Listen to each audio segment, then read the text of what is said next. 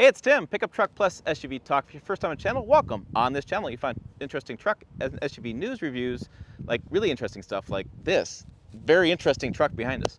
Today, we're going to tell you about the truck and meet the owner, and I have the guy who did the fabrication on it and give you all the details on how you get your own Gull wing version of the Chevy Silverado. We're going to start on all that right now.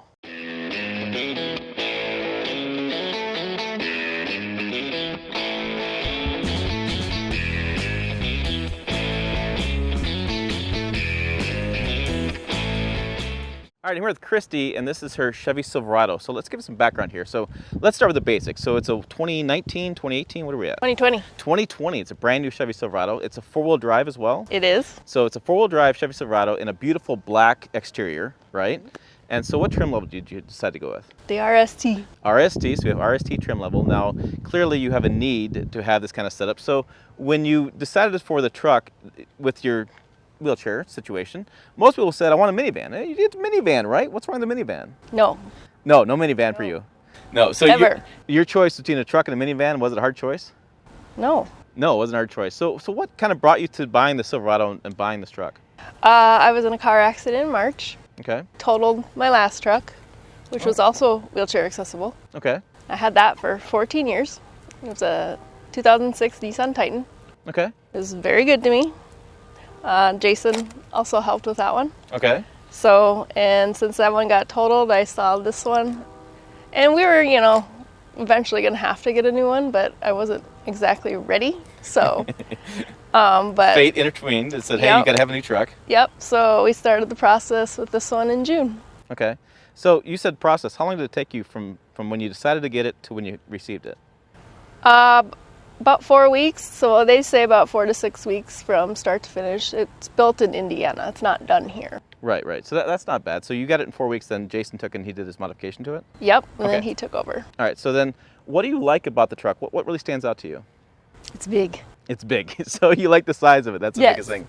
Okay. Now, being here, we're in Sioux Falls, South Dakota. Four-wheel drive is a big issue as well. So snow is coming. Sorry. It is coming. That's a bad word. You have plenty of ground clearance, plenty of four-wheel drive capability. Mm-hmm. What's it like driving four-wheel drive in the snow from a wheelchair setup? I have no idea. My last truck wasn't four-wheel drive. No, it was two-wheel drive. It was two-wheel drive. So you had some back tires kicking out, some fun? Or do you use sandbags in the back? We usually did sand in the back. So now you don't have to haul the sandbags in? Nope. I'm sure you just take those, throws you over your shoulder, right? Throw them in? Yep, I do it. Yeah, absolutely. Totally. So let's kind of look at how you're going to get into this truck. So we have a platform that comes down, and then you just slide in. Now, you have a pretty extensive setup as far as controls to control the... Yes, so we have a massive keychain, and I'll bring my camera in here, and we'll get a little closer to this. So this keychain here. That's to get me in and out of the truck. Okay. So you got open, close, in and out. Okay. And then this is for the lock that's underneath my chair that bolts me into that easy Q lock on the plate. What am I missing? Oh, and then you have the standard keychain that comes with it. Okay. All right, so let's say you get into the truck and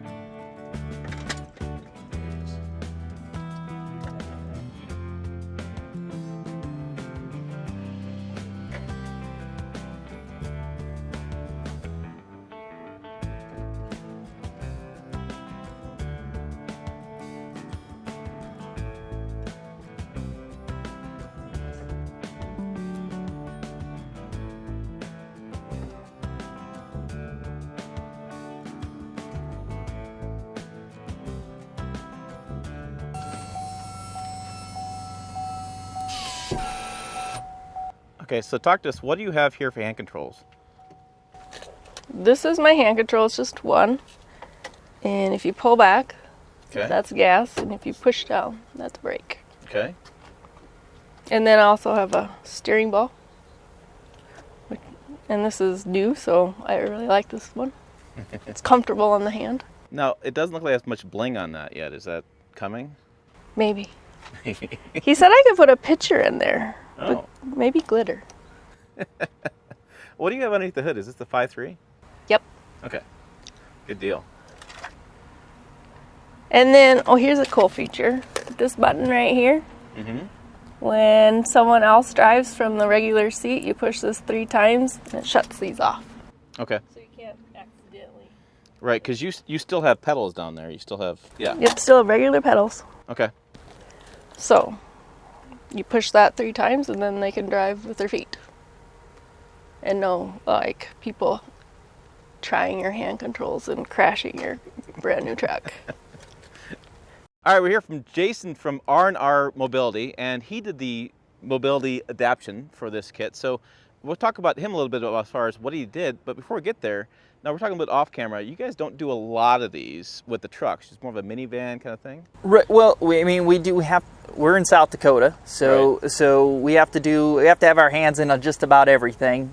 Anything that has to do with disability or mobility, getting it in or out of homes, in or out of vehicles. That's what we're here for. We're just there to guide everybody into it and give them the products that work best for them. And we were talking too, like this is your second truck you've done this year? Yep. But you're saying that the automakers are doing like more for like Chevy Traverse and Ford Explorer. Yep. Is that more common, these SUVs? Well, demand drives everything, right? Right. So you see a lot of people that, like Christina, that don't want to be in minivans. And so minivans were the most adaptable, and the manufacturers are starting to figure it out, and they're going, well, they don't like to drive minivans. They want to be in a Ford Explorer. They want to be in a Chevy Traverse. And that's what we see. I mean, if you look around, you got modifications of everything, but you're seeing more and more of the Explorers and the Traverses and any mini SUV, really. So it's becoming more commonplace. So therefore, the manufacturers are going, well, if we adapt this, we Right. can sell it. Sure. Okay, I don't know where you want to So begin. I can kind of start with what ATC did, and what. So this isn't a normal truck. When you buy this off the line, this truck is about 3 inches lower. They raised this truck up 3 inches. They put a lift kit on it, and then they cut into this area here to give the space for the wheelchair and the lift. Are you saying that's what ACT does? Yes.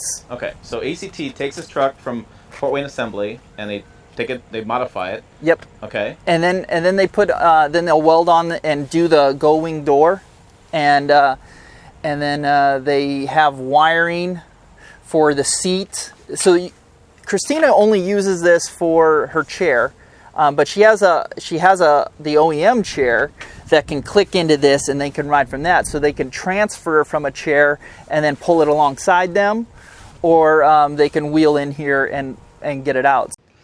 So we have a hydraulic piston here, Yes. moving that back and forth. You have the wiring there. Now this wiring operates a motor in there for the hydraulic piston, right? This wiring here plugs into the OEM seat. Okay. So that's why it's there, so that it can have all of its functions and stuff. This is just the lift portion. All of this is hydraulic driven, which is nice because hydraulics, they don't go wrong, really. The only thing I've ever had issues with hydraulics is blowing out a meter or a gauge or something like that. And very, very dependable when it comes to things. I mean, if you think about old farm hands or something like that, I mean, my dad had one that was, 50 years old. It still works. It's just hydraulics don't go wrong. So we'll get back to Jason here in a minute, but I did some research into ATC conversions. Now what they really do is they go ahead and take this truck down the line, they cut out the center B pillar, they cut into the frame a little bit, they install and weld in like their floor panel there. They take the doors and they weld them together and make a set out of those doors, and then they paint it all up, and then they send it to the customer. So what you're seeing is really an ATC conversion, and what Jason does, and I'll explain in a minute, is he takes this, he's the in-between guy between that and the customer, and he modifies a few parts for each individual customer, because everybody's wheelchair is a little bit different. Everybody's setup is a little bit different. Like the center console inside, she has the stock center console in there, but you can take that out and get a smaller center counts if your wheelchair is too wide. There's a lot of things that going on here that you have to pay attention to when you go ahead and order one of these, and make sure you get right for you and your situation. And what's interesting is they closed off this, so probably you don't get water and salt built up in there. Yeah, well, that's the lowered part. They got to seal that up. They got to weld it in, and they got to. I mean, otherwise they're going to have a lot of rust. And you'll see over time, if people don't take care of them, you'll start to see this kind of wear down, and you'll see the rust kind of get in there. You know, it's just how abusive you are to your truck. Some people are more abusive than others. Right. You know, how bad do you want to get them off? I don't know if this one will ever leave the pavement, but you know. But if it does, it'd be badass watching it. Oh yeah, definitely. And so that comes down. You can see where it's adapted here as well. And then they cut the weather stripping too, so you have a good seal on that door going all the way around. Huh. So when you have a customer like Christine walk in, you facilitate ordering this from ACT?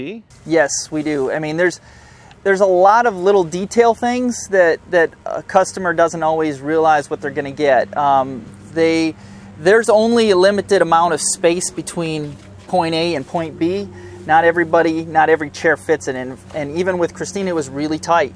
And she had a chair, and we had to move it in or out through the help of her.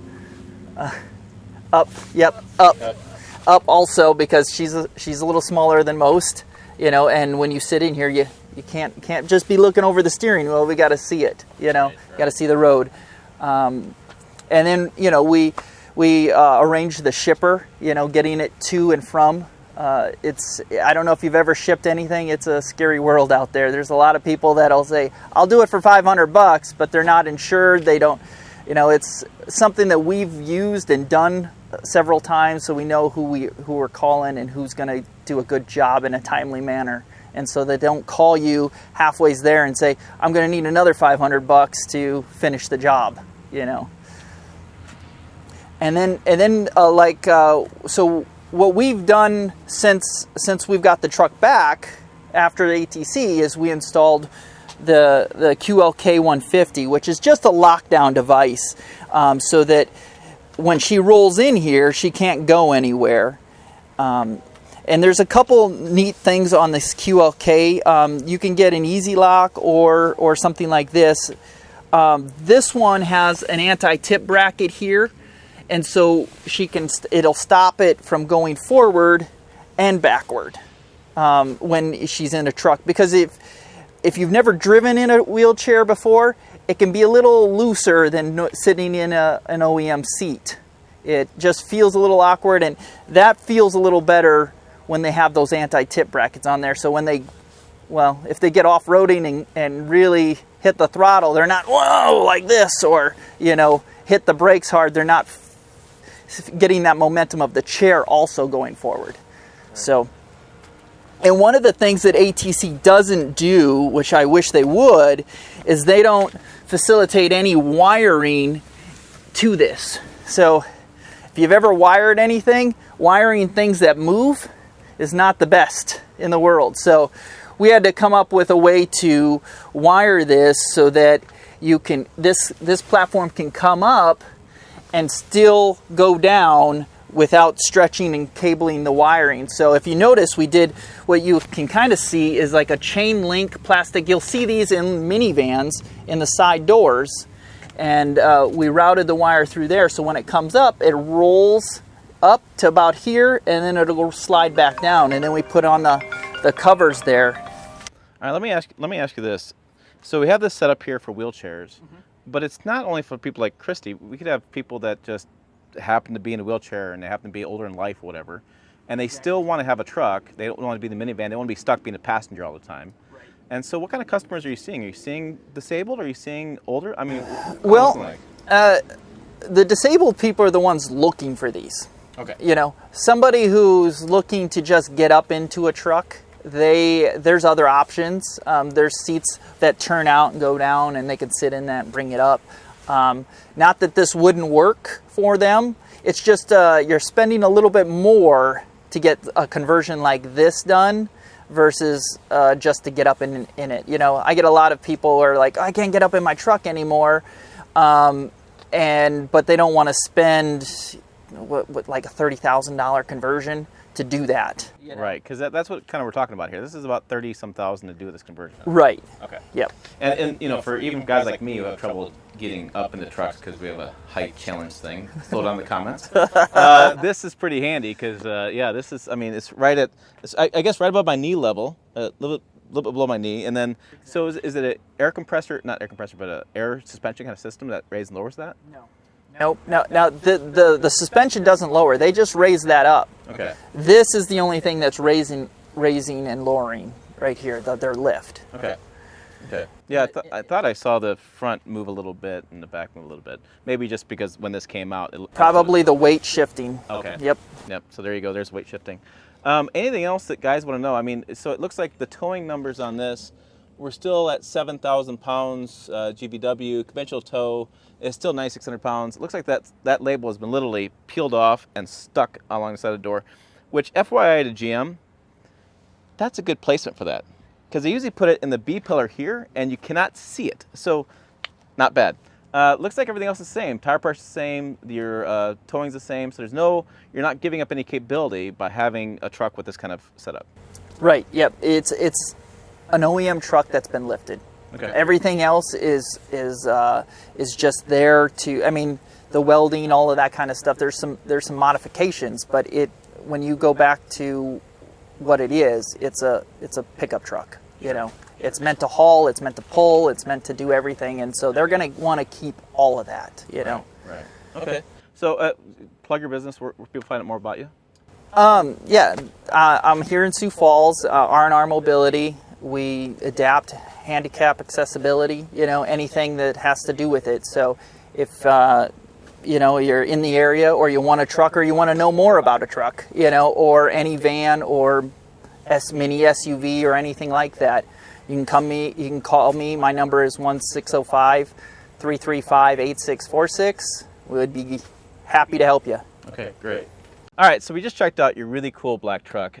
Now, how many miles you put on this so far? Like 4. Yeah, the answer is not enough, right? Right. You got a lot more time behind the wheel. So what are you most excited to do in this truck? Is it road tripping? Is it just on driving? What are you excited to do? Road tripping, Yeah. I want to go down to Kansas City and see my cousins and friends down there, and would like to get up to Minneapolis. Well, Once the, Yeah. disasters. once things calm down, Yeah. thanks COVID. So where can people find out more? I know you have a GoFundMe page to pay for all this because it's not cheap. So About 80 grand total. that's a lot for a truck. So we'll put a GoFundMe link down below. Make sure you check that out if you want to help her out. Really appreciate that. And so one other thing I was to ask you, you do work at, what do you do for work? I work for paralyzed veterans on the VA campus. And that makes sense. We're at the Veterans Park today here in South Dakota, so it's kind of look at that. Look at that tie-in. Link. Look at Yeah. that. We tied it in, man. Rock on. Hey, Plug.